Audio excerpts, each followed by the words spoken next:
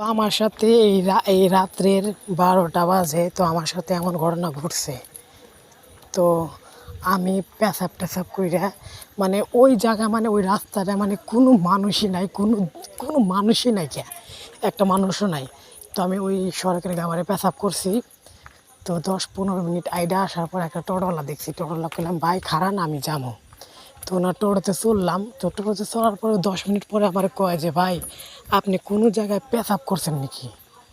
আমি কইলাম মানে না, মানে ফার্স্ট টাইম কইলাম না। আবার কয় যে, আপনি কোনো জায়গায় পেশাব করছেন কি? কইলাম হ।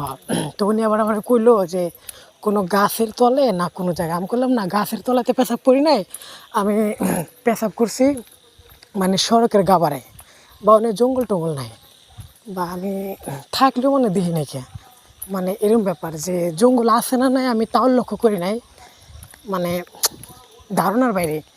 আমি এখনও ভয় পাইতেছি, মানে আমার আত্মাটা মানে মানে এত মানে ভয়ঙ্কর হইতেছে। আমি বুঝি নাই যে আরে এই হুজুর জানলো কেমনে যে আমি অনেক পেশাব করছি, মানে মানুষটা হুজুর আবার। এখনও আমার আত্মা ধকধক করতেছে, মানে আশেপাশে মানে কেউ নাই। এই যে প্লিজ এই ভিডিওটা তামানভাবে শেয়ার করে দিন, তামান শেয়ার, এত শেয়ার করবেন জানি সবাই এই ভিডিওটা দেখতে পায়। ভাই শেয়ার করে দিন।